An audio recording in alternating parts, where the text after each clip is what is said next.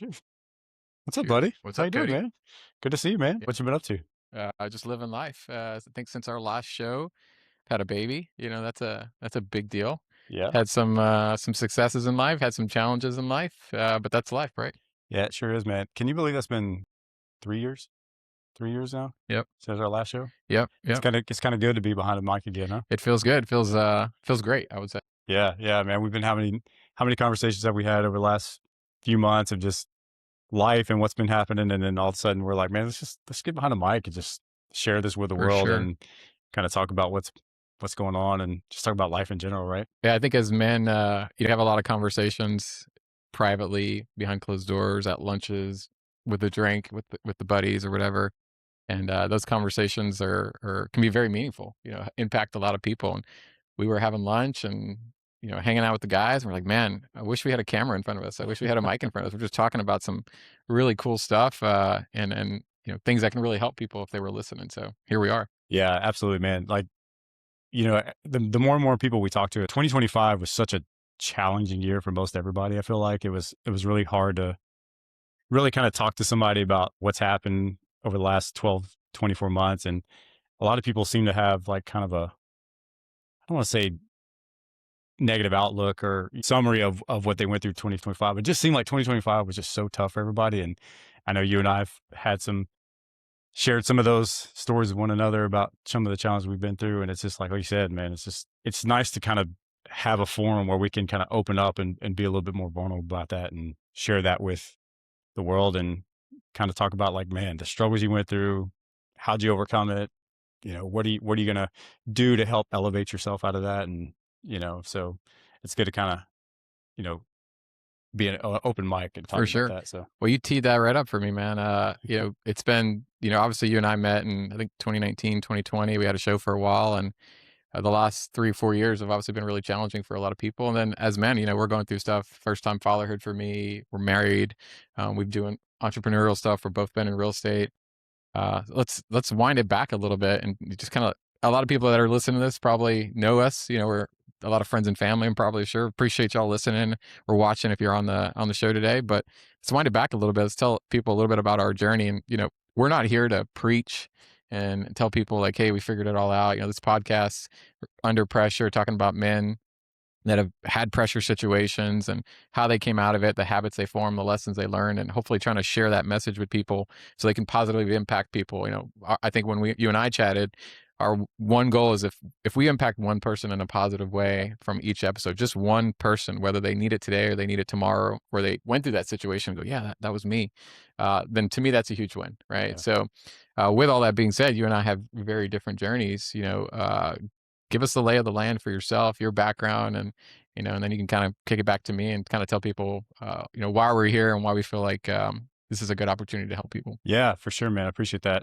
So, I'm a husband, father of three wonderful kids, actually grandfather as well. I have a beautiful granddaughter That's a as story too. well.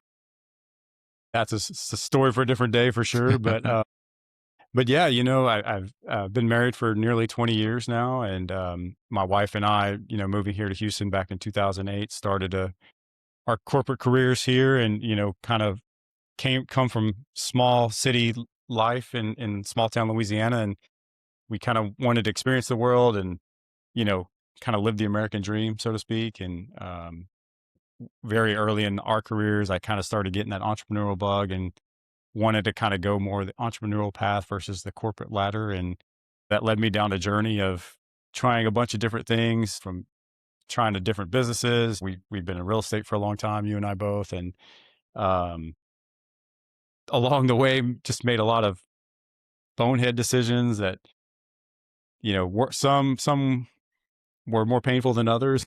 Also Tuition. paid a lot of tuition Yep. Yep. the hard way. And you kind of get a lot of bumps and bruises along the way, and was fortunate enough to meet you and our third partner back in like 2019. Hmm. And we kind of set on this path of like really kind of building this real estate empire.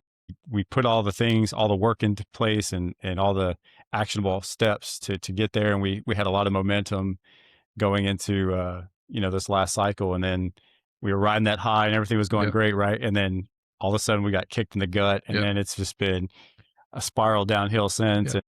Thanks, Jerome Powell. Yeah. Huh. Thanks, man. Yeah, so, it just kind of trickled down into, you know, it's almost like a snowball where, one thing transpired and then another and then another and another. And all of a sudden you're just like, man, like everything that we worked up to build and overcome, it just kind of all not crumbled per se, but just, the pieces started falling apart. Yep. And, you mentioned the show that we had last time. I think a lot of people got to experience the professional side of us, and even though we've always been authentic and, Sure. original, um, I think this is an opportunity for us to kind of people see the more real raw side of us. And you and I have always been both advocates for, like, you go to conferences, you go to different, different venues, and you hear all the success stories and all the hoorah, and, Yep. you get all caught up in the excitement of seeing these really successful entrepreneurs, just crushing it. But what you don't see is what happens behind the scenes, or all the Mhm. like mountains of failures that Yep. they, challenges they had to go through. And It's that iceberg model. it's that iceberg Yep. model, right? Nobody sees Exactly. below the surface. Yep. Yeah. All the failures. And that's exactly what you and I have kind of gone through right now. And so my journey's kind of been similar to yours, man. It's been a roller coaster, a lot of highs, a lot of lows, a lot of painful lows. And it's just constantly like looking back, there's a lot of learning opportunities there. But at the same time, it's constantly trying to figure out, like, man, how do you overcome, these challenges when things don't go the way that you expect them to? And how do you overcome that, mentally, physically, spiritually, financially? How do you manage that with your family? Yep. I know the amount of dollars I've lost, in making poor financial decisions, like the impact that had on my wife and, Sure. our relationship and things like that. And And I, that's to emphasize too the point of the show, right? yeah, Because a lot of people go through that, but it's experiencing in that as a man is very different than experiencing that as not being a man, just because we feel different things. Just like if we were two women sitting here, they would be sharing a totally different perspective on things. So yeah. going through those challenges as a man, it's very different. Well, and that's the other thing too. We've talked about this, right? Mhm. Where as men, I think you're conditioned to, like, you got to be strong, and you got to kind of hide your emotions. You don't want to be portrayed as like weak, Right. but in reality, it takes somebody with strong character and whatever to be able to open up and share, and be a little bit more vulnerable about some of the things they go through. And like what you and I both know is you start carrying a lot of that emotion inside, and it starts to weigh on you. Sure. And then that, again, it affects people that are close to you, your family, your friends, and how you conduct your business. So, you're absolutely right. Like, I think just having an opportunity to come out and just show people, like, hey, look, you can be vulnerable. You can talk about, your experiences, and just know that you're not the only one. Right. Right. You're not in this alone. You don't Yeah. have to go through it alone. And you'd be surprised how many people have actually gone through something similar or For a sure. lot worse, which you and I know about. So Yeah, I know when I started talking to people about the idea of the show, and you and I started talking coincidentally about a podcast, so many people had been like, "Dude, I went through this thing," right? And hopefully, these are people that can eventually end up being guests on the show. But I found that the more and more people I talk to as men to kind of talk about your journey in particular, that a lot of us have relatable journeys, right? It's mhm, just maybe they weren't in real estate, maybe they were in some other business, right? The auto industry, insurance, or landscaping. I mean, it could be anything, right? There's a lot of entrepreneurial endeavors out there, but everyone had a story, yeah, and everyone's like, man, I'd love to listen to that, or I'd love to come on your show. I've got this awesome story of, this massive failure, or, a lot of people have some really painful things as well, divorces, deaths in the family. And, back to your point is like, we don't do a good job of sharing that stuff and kind of coming out. And there's lessons in all of it, right? We were joking on the car ride up here about just some people in our family in our circle, or other people just getting into real estate. You kind of see them following the script and following the path, and we already went down that path. We already followed that script, and it doesn't mean it won't work for them, but we know where the landmines are, yeah, right? And it's the same thing as like an entrepreneur or a father. Or a husband, I remember, it's like when you get married or when you're having kids, you're getting all this advice, and you're like, I don't need your advice. I don't need your advice. And then 5 years later, 10 years later, 30 years later, you're like, that advice, they were right. they were right. They were right. Right. So I think going through all that and sharing it, and as part of your journey is going to be I think it's going to be add a lot of value to the audience. Yeah, Yeah. for sure, for sure. Well, I've shared a little bit about my story. What about you? Like, Yeah, we have somewhat similar stories. Not that much different in age. 37 years old this year, so getting closer to the big 40. Right? Cheers to that. cheers. Right? Cheers to that. Right? So getting closer to that, and they say 40 is the new 30, so we'll see. You can tell me if I'm that's almost there. I'll let you know. okay. Yeah, I was like, you'll get there and let me know. But yeah, so 36 now, turn 37 soon. Beautiful family. Wife been married now, getting closer to that 10-year mark, but it'll be 9 years or it'll be 10 years this year Oh, actually. you better So not forget, yeah, man. She's man. gonna be Oh listening. man. You're gonna be in trouble. Yeah, don't get in trouble, right? So beautiful wife, very supportive of all the stuff that I've attempted and tried and been through, and then last year, very blessed to have a little one join the family. I have a daughter she's 16 months in a few days. So, yeah, going through that journey, as a young entrepreneur and a father and a husband, it's been very interesting and educational. But same as you, grew up in a blue collar family here in Houston. My dad was always a small business owner. My mom was always a full-time mom. So, we weren't poor, but we definitely were, lower middle class, I would say, so kind of just got by. And, if you needed something or you knew you wanted something in life, you were going to have to earn it was the mentality. So Mm. started working in a job when I was 16 years old, like 2 weeks after I turned 16, rose up the corporate ladder at that place, worked there for 15 years, was in the restaurant industry for a long time. And then, got into real estate, ish.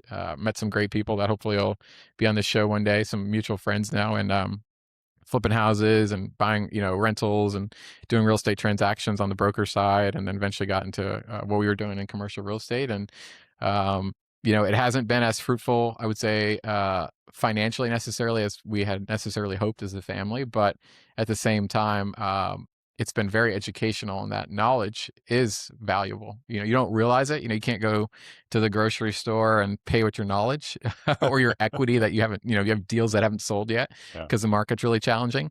But that knowledge is very valuable, Mm-hmm. right? So kind of try to reframe my paradigm there. But yeah, so did that, and have had some businesses that I've been a part of, either helping start or starting or taking over, like acquisition wise, and just ended up not working out. Same thing financially. No like sour partnerships or anything, which is I think the highlight of it. As far as you can lose money, but you never really want to burn relationships, and that's just the type of person I am. I don't like going to sleep at night, knowing that I ruined a relationship with somebody, right? So been very fortunate in that regard. But yeah, now kind of doing my own thing entrepreneurially, and focusing on the wife, focusing on the little one, and focusing on just being a better entrepreneur for all the things that I've learned, and hope to share the lessons learned and the struggles and along the way that have come, not only for entrepreneurship. We're not just here to talk about that, but a lot of stories, last 16 months about the thoughts, the pain, the emotions you go through as a first time dad, especially being, a lot of people have their first kid at 18, 19, 20.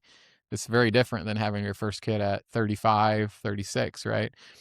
So sharing those stories, and then being an entrepreneur, going through that stuff too, dealing with not dealing with, but trying to maintain your relationship, making sure that doesn't fall apart. Like Yeah. there's just a lot of things there and a lot of pressure that you feel. So kind of going through that, living it day to day, and dealing with it one day at a time. And very fortunate enough to have great people in my social circle that have help me avoid some of the things that I think a lot of people maybe go through, right?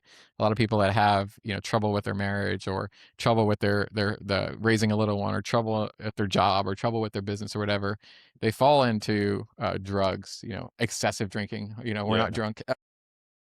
Excessive drinking, they fall into suicide, they fall into getting into bad situations, and have been very fortunate that I have a strong social circle and haven't fallen into that rabbit hole. So yeah, that's kind of a long-winded answer, and what I've been through the last three plus years. Just recently, over the last almost 2 years, became a new father. How has being a new father, especially at this stage in your life, changed your perspective on entrepreneurship, or, kind of that journey? That's a great question. I think being an entrepreneur is harder when you have a family, right? If you're 18, 19, 20, and you don't have a marriage, you don't have a mortgage, you don't have a daycare. Daycare is very expensive. Yes, it is. Shout out to all the daycare people listening, right? So daycare is super expensive. those things add up, right? And they bring up your cost of living because I'm normally a very frugal guy, right? If I was a single guy and I love my family, I'd live in a small, cheap apartment. I might even have a roommate, drive a 20-year-old car until it didn't run anymore and, save all my money and invest. That's just kind of like, the way I'm wired, right? But things are different when you have a family, right? Not that you're trying to like keep up with the Joneses, like that's a whole nother conversation, but you just have pressure, Yeah. right? And having a little one changes, I think, not only the amount of pressure you feel, but like where you feel the Yeah. pressure, right? Um, so, when my daughter was born, I've always, you've known me, I don't need like somebody to like kick me in the butt and say, "Hey, go be motivated. What are you doing?" There's never been a lack of like work ethic or anything like that. It's more of the type of pressure you feel when you have that little one. It's just different. It's kind of hard to describe. You get that advice is like when you tell people like, "Oh, my wife's pregnant," you start getting advice and you don't really know how to describe it until you're in it, right? Yeah. So you start feeling that pressure, not only financially, right? Because there's a financial pressure to be a man, right? And I'm sure we'll cover that a lot in like various episodes, like the financial impact and the pressure that you feel, especially from like that old mentality of like the man is supposed to be the provider. Whether you believe that or not, there's a stigma there, right? Right. But then there's the other pressure of being a dad, right? Because you can also go down the rabbit hole, whether you're in corporate America or you're an entrepreneur, of working too much because you feel the financial pressure. And that has an impact, right? So you're going through all these thoughts. You're like, do I start to work harder? Do I go get a really high paying job? Do I do a bunch of businesses to make a bunch of money? But then I'm never home, Right. right? I'm never there with my daughter. I'm missing all these moments. I'm missing her first words. I'm missing her first walking. I'm missing all the opportunity, the memories that you can't get back, Yeah. right? So it's sort of an opportunity cost, and we see that all the time. You and I know very successful people, and I remember instances just in this past year where super high paid people that I had in my circle that had a little one, and I would ask them a question about their baby, and like a very basic question that I think most people would probably know, and they had no idea. Like, oh, you need to Mhm. ask their mom, or you, oh, that's a question for the sitter. I remember getting that response. I was like, I just like couldn't fathom not being able to answer that question. Mhm. But somebody that's in corporate America, very highly paid, works a ton of hours, always on the clock, and they're making a lot of money for their family and going to potentially have a lot of financial success, but there's a cost to success, Yeah. right? So to answer your question specifically, that's that's sort of like the thoughts you start to have and the pressure you start to feel, and it changes versus like you just trying to make it on your own. And it becomes not just about money. I think a lot of times when you're doing stuff on your own, you're thinking about like the next dollar, like how do I make more money, how do I make more money, how do I make more money. You can still feel that as a dad, but you start feeling other things too about the time, right? The time Mhm. that you spend in things and the impact that has on your marriage, right? Yeah, it's an interesting perspective, and like I know you and I like so I started having kids. I shared this with you like a lot earlier in life than initially than what was planned, but it was a blessing in disguise. I had my son when I was 18, and I was a freshman in college, and so that was obviously very difficult. But um, in hindsight, it was an absolute blessing because I stayed straight laced and focused, and did what I had to do to get through college. I didn't goof off or party. I graduated from 22 at the age of 22, moved here to Houston, started a professional career, and I was able to provide for him and give him a life that I was proud of, and that he can be proud of now. But what was interesting early on in my career path, I like I said, I started getting that entrepreneurial bug because I realized like this concept of trying to work for somebody else and work under somebody else's direction and being told like, when do you have to be at work and when do you have to be, at certain other obligations that are outside of your control was very frustrating for me, right? There was a lot of friction there. So that's kind of what led me into entrepreneurship. But what's interesting about entrepreneurship is you're trading one evil for another, right? Yep. Because to your point, like I think as entrepreneurs, the one desire that you have is to have full control and autonomy of the way that you live your life, the way that you control your schedule, But with that, you have to be able to commit fully to whatever endeavor you're pursuing, right? Whatever business you're in and whatnot. It is a commitment because without that, Yep. you can't financially provide for you and your family. And so, you go from trading in the corporate world where you're being told when and how to go to work to now you have that control and that freedom, but it's a full-time gig. It's 24/7. And Yep. if you don't do it the right way, there's consequences to that. And so the trade-off is, like you said, the impact on your family. Are you ever around at home? Are you present at home? Are you're constantly away, in the office or in the field or in conferences, and things like that. And so it's a really dynamic perspective, and it really changes. Like, my outlook today on entrepreneurship is much different than when it was 15 years ago when I started this journey, right? It was all about, man, how do I get out of this rat race? How do I take control of, my own schedule, versus now where, I have my wife and my 3 kids now, again, a granddaughter. You have to be much more strategic and intentful about those decisions you make, because everything has consequences. And I'm not old by any stretch of the means. I don't think I am, even though I'm close to 40. I do feel like you have to factor in the time value now, Yep. because, I don't have 60 years of runway or 40 years of runway to go and make a bunch of bonehead decisions and, you know, whatnot. Now you have to be a lot more calculated. And sometimes in entrepreneurship, I feel like you have to take risk. You have to take this For sure. calculated risk, right? It's a high risk, high reward kind of game, I feel like.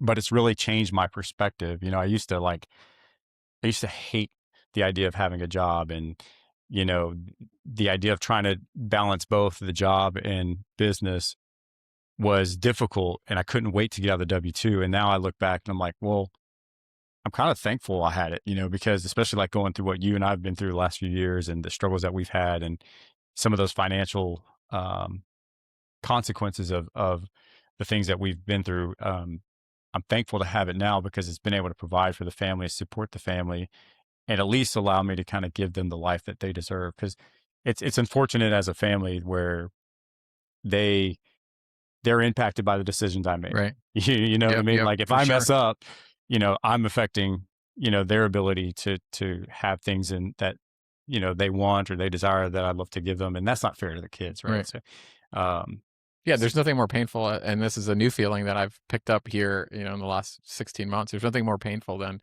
not being able to give somebody something, not being able to do something, not being able to experience something. So to make a decision that impacts your family in a negative way as an entrepreneur, or with a job, and seeing the impact it has on your family. I mean, that's it's hard. It's like when you put your head down on the pillow at night, you think about it. yeah. I've had lots of conversations in the last 2, 3 years with some business partners where you just can't sleep at night, or you have trouble falling asleep. Mm, And I'm, like, always been somebody that my wife makes fun of me, like, I put my head on the pillow and, like, 90 seconds later, I'm out. Most nights, right? Most nights. But so I know when I'm, like, 10, 15, 20 minutes, an hour in, and I'm still not asleep, it's because my mind is just going. mhm. Your mind's just going, and you're thinking about, as a man, as a husband, as a father, as an entrepreneur, or as an employee, you're thinking about the impact of your decisions and, like, oh, is this going to happen? Am I going to be able to pay for that? Am I going to be able to do that? Am I going to be able to do this and do that?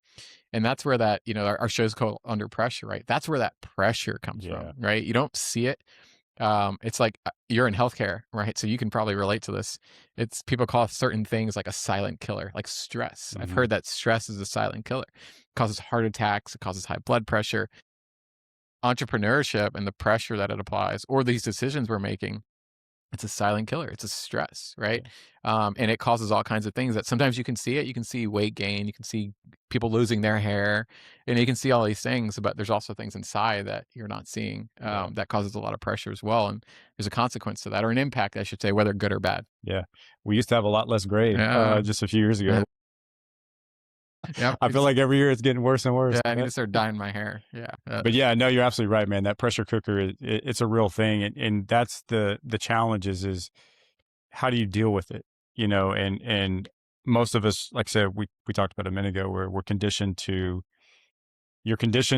feel like you have to deal with it on your own, like in a silo. Yep. But I know that personally, I have found it very beneficial to have these conversations, Right. right? To open up about, like, man, like last year I was in such a mental funk because of just the things that have happened and how that's impacted me mentally, and the stress of that. And I'm like you, I don't have any problem getting motivated, but when you're feel like you're constantly getting beat down Yeah. and hammered, you kind of almost lose that will sometimes to get up and fight another day. How do you pull yourself out of that?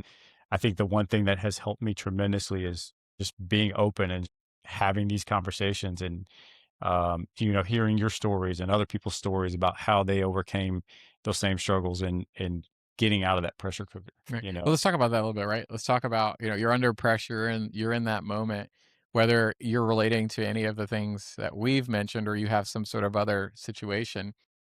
We all have different habits, or I don't want to use the word tricks because there's no tricks in life, but things that we do to potentially help. One of them you just mentioned is just talking to people. And Mhm. let's be real, men are terrible at this, right? We're terrible at picking up the phone and saying, "Hey, man, I'm going through some stuff right now. Let's try. I need somebody to talk to." People use the saying like, "I need a shoulder to cry." Not necessarily that. It could be that. I'm not, and there's nothing wrong with that. But just I need to talk through a situation I'm going through. What's your perspective on that? We're just bad at it. I mean, to be honest, and that's Yeah. something I cognizantly, like, I'm very aware that I have been, so I've been trying to be better. The last few months, that's why we're even sitting here. I started talking to you about the stuff I was Yeah. going through. We're like, let's start a podcast about this, right? And other people as well. But what other things maybe have helped you? And it doesn't mean it's going to help everyone else, but sometimes hearing ideas, or maybe it's just like a paradigm or a mindset shift you have to get out of those types of situations. What are some examples of some things maybe that have helped you? Well, one of the things that I've always been a big proponent of and I've always prioritized was my personal health, right? Taking care of my physical and spiritual self first. And that's going to the gym, that's going to church and being involved in church, right? Like it's just really prioritizing how I take care of myself. And the one thing that I found over the last several years is like, especially as we started getting that momentum, you're in the grind every day and you're hustling and you're bustling. And when things started kind of veering off track and things started going wrong, I started to reprioritize, dealing with those circumstances over my personal health. Right. And so I'm finding now, like getting back into those things that are important to me personally, like taking care of myself, good diet, getting back into a good exercise routine, and being very present and visible in church, which I'm a big believer and big into the faith, and so for me, it was very important to really kind of just refocus on my personal health first, and I think that has been a huge help because like you said, you need an outlet to be able to offload that stress For and that sure. pressure. And, you know, drinking is not the way to do Yeah, that. for sure. Doing other things is not the way to do that. But like for me, that outlet was going to the gym, moving some weight and just kind of releasing that stress Right. in that environment. And that I found to be very, very beneficial for me because when I know when I'm physically active and I'm working out every day, just it's such a big boost, not only physically, but mentally. Like, I Yep. just feel like I can tackle the Well, world. there's a saying that you can't take care of others if you're not taking care of yourself, Yes. right? Yeah. So, Yeah, and I'm a big believer, like, you can look at people and you're not judging people, right? But, like, you can look at somebody and you can just tell whether or not they take care of themselves, right? How you treat yourself is how you kind of treat your everyday life, I feel like, right? So when you're prioritizing yourself and you're taking care of yourself, I think that's a reflection of how you go about through your daily life, sure. right? And when you don't have that self-respect, it shows in other aspects of your life. So for me, that's a very, very big thing that helped me. And it's not easy, there's definitely days where man, I don't feel like it. Yep. We were talking about when we worked out this morning, and it was a tough workout and whatnot. But I didn't want to get up this morning, Sure. But again, when I do that, I feel so much better. Like I feel like I've accomplished something for the Hmm. day. So Start the day off with a win. start the day off exactly. Yep. That's exactly right. And I think that's key. Is like, and like you said, it's different for everybody. People may not like working out at 4 o'clock in the morning. That's okay. But what's that one thing that you can do every morning to achieve that win before you do anything else, Hmm. and so, that's for me. What about you? Like, what do you like? Man, I could definitely relate to that for sure. Yeah, you were playing basketball like 4:30 in the morning. Yeah, yeah. I was throwing some hoops up 4:30 a couple days ago, so definitely can relate to that. And I will say the same thing. I mean, I have a similar story where especially, this is more relatable for like a new dad, but whatever routine you have as a man or as a husband before you have a child, it's gonna get flipped upside down Yeah. once you have that little one, right? Yeah. Now, not everything, so I'm not trying to scare any like dads, aspiring dads out there, or anyone who's, has a little one on the way, but you've known me for years, and I was always somebody that I was at the gym at 5 a.m. Monday through Friday, pretty religiously. If I skipped a day during the week, I made up for it on the weekend. Mhm. When my little one was born, I think, over a 9-month period or something, or maybe a 6-month period, I probably went to the gym a handful of times. And that's like a 90% reduction or whatever the math is, right? And I started to feel it. And it wasn't just like, okay, I lost some muscle, I gained some fat. It's not like my clothes didn't fit anymore, but it's just I felt different, right? Yeah. But also it impacted me up here in my head, right? So those types of things and those habits, to answer your question, it's just very same for me. Like getting in the gym, taking care of myself, I found to be the utmost importance, and that's what I've really been spending the last, especially the last, I would say, 3 months, Yeah. is trying to get back to. I felt like I wasn't myself, and it's actually interesting. I mean, this is like a whole nother episode potentially, but when you get in these moments of not being yourself, you can actually get sort of stuck being that new version of you, right? Where you have a version of yourself you're very happy with, you're very proud of, you're going to the gym, you're eating right, you're in good shape, you're in good relationship with the church, you're mentally, emotionally, spiritually very, very in a very good space, you're very healthy. And then somehow something in life throws you a curveball, or even if it's expected, like the birth of a kid, there's a date on the calendar, right? You know it's going to happen. It throws you out of your routine. It throws you out of your funk, Mhm. and you become a new version of yourself, not better or worse, right? It's just new. And that version of yourself, you might realize, is very disconnected from who you actually want to be, Mhm. right? So, like being present for your kid, but then never going to the gym for 20 years, which is what ends up happening to dads. So I like joking, like people say, "Oh, you get dad bod." Like how do people get dad bod? There are chemical, scientific things that cause that testosterone drop. You get older, thyroid. There's some things that you Yeah. cannot avoid as you age, but a lot of it is too is like, and I was there. Like you stop going to the gym. You know what? Who's my best friend? Chick-fil-A. It's like you're tired. You're tired. It's the end of the day. You haven't slept all day. You're not cooking dinner. Right. Here we come through the drive-through, right? Yeah. So you get in these moments and you end up becoming a new version of yourself. But the challenges and what I'm trying to do, and like hopefully we can inspire other people to do, is like don't feel like you get stuck there, right? Like pull yourself out of the mud.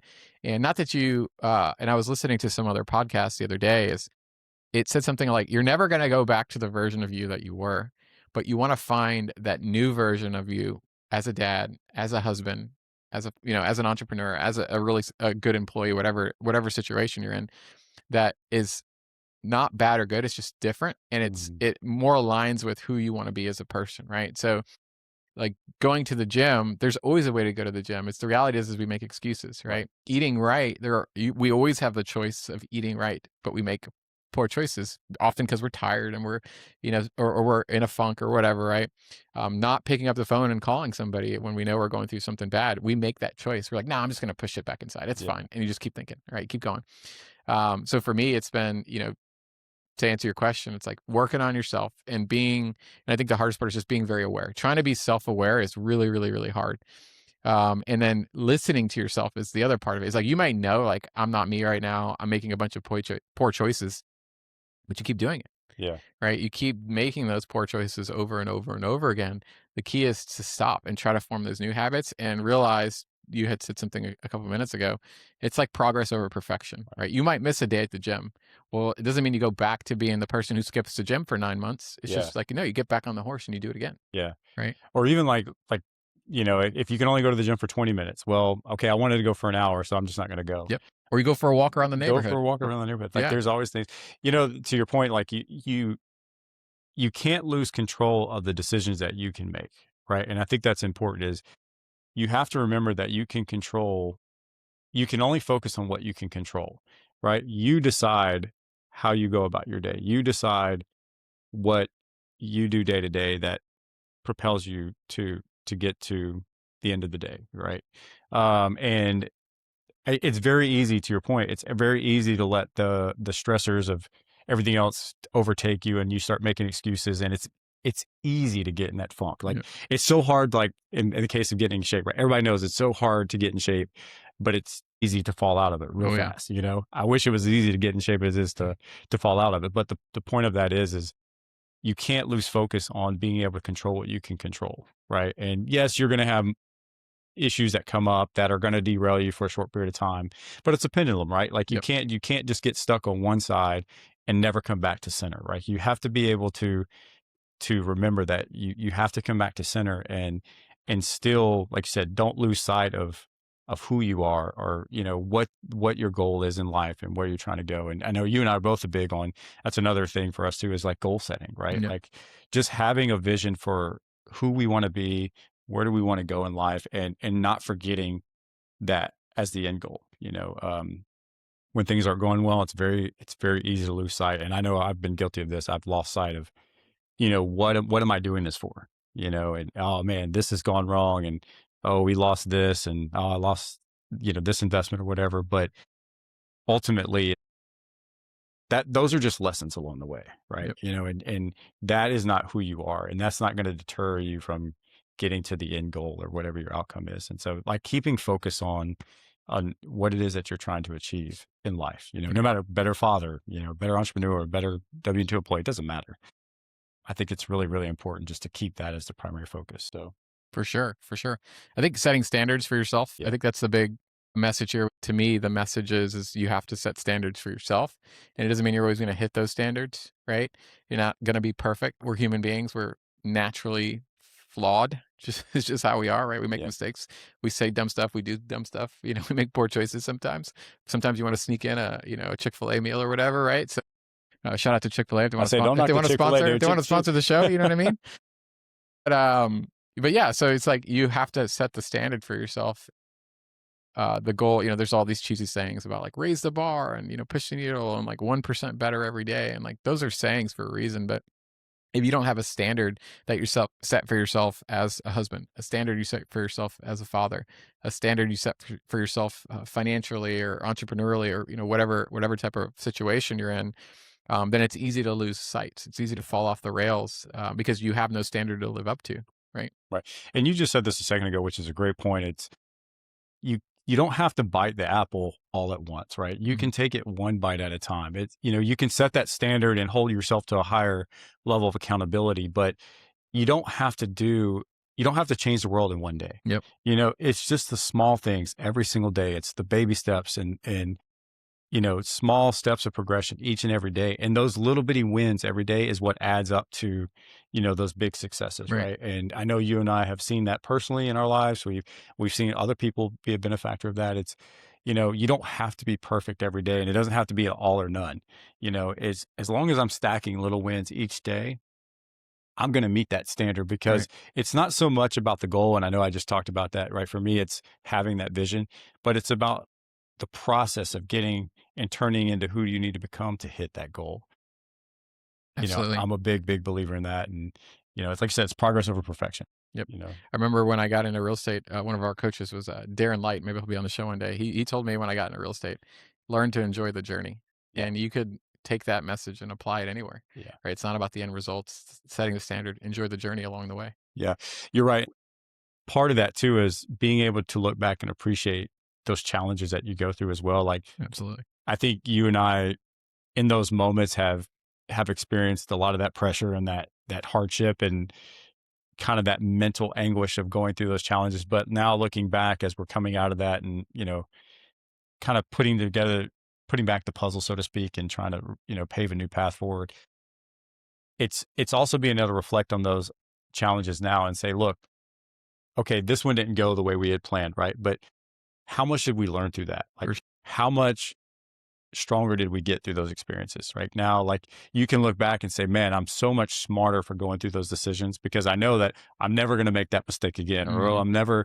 I'm going to be aware of, these things that were not evident to me then, but now looking back were so obvious. And I think that's that's part of a journey, enjoying the journey, is being able to reflect back on when things didn't go so well and do a self-assessment and say, okay, yeah, it didn't go the way we hoped for, but at the same time, it was all part of the process. Right. And now I appreciate going through those opportunities, because it only made me better and stronger.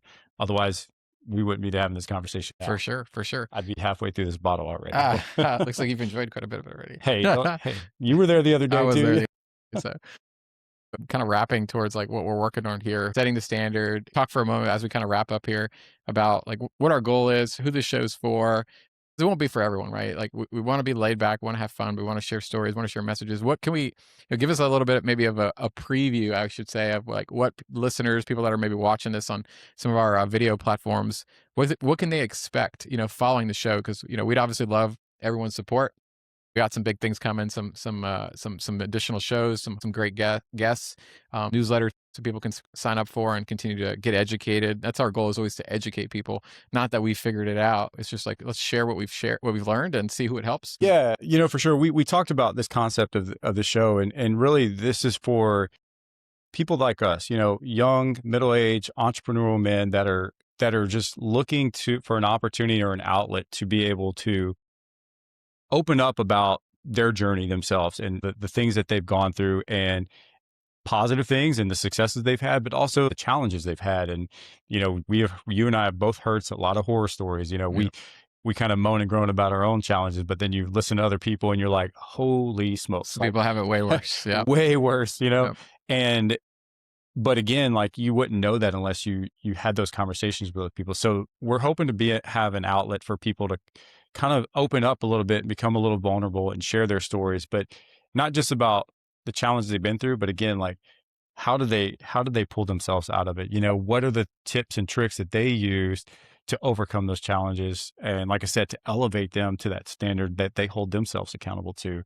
And I think that's what you can expect here, is just real talk about real challenges in life, and how do we become better men for it? Sure. How do we become better fathers? How do we become better entrepreneurs? How do we become better investors, or whatever it is that you're doing in your life? The whole purpose of the show is just to kind of elevate who we are as men, and be a better, more positive impact for our families and our communities. So Dude, I'm so excited. yeah, it's This gonna is be go awesome, this man. it's gonna So be a lot of fun. We're gonna have some great guests on. I try to add a lot of value to people, and want to keep it lighthearted, right? These are very serious topics often, but we don't want to take ourselves too seriously at the same time. Want to make sure people are having a good time, get a few laughs along the way, have a few drinks along the way, and hopefully we can look back on it and say it's something we were proud of and add a lot of value to people. absolutely. So it's like I said, it's fun to be back behind the mic, man. I think it's Yeah. going to be a great conversation, and I know you and I were talking about it before. It's like, man, let's let's share this with the world. Like, let's get it behind a mic. We shouldn't just be holding it, having these conversations behind closed doors. Yeah. With all that being said, as we kind of wrap up, let's give a shout out to Captive Creative here in Houston. Oh, Cheers to those guys. cheers to Captain For Creative. sure. Doing an awesome job here. If you need any type of production, audio, video, anything commercial, if you own a business or you're doing anything video auto related, I mean, these guys are best in class, first class. So shout out to our very first sponsor, Absolutely. Captive Creative, and these guys here. Yep. Absolutely agree. One more cheers to you guys. Yeah. Thank y'all so much. I mean, we wouldn't be able to launch the show without the help of Captain Creative, and man, what a great production they've had for us. So I agree. I'm so excited to be working with them and their team, and looking forward to a great production here. Well, I think that was an awesome first show. I'll say cheers to that. Man. Cheers. Looking forward to releasing an episode weekly. If you're listening or watching us online, again, appreciate your time here. Make sure you like, subscribe, continue to follow us along. Leave us a 5-star review if you're on any of the podcast platforms. That kind of helps get our show out to more listeners and hopefully help more people. See you next time. All right, see you next time.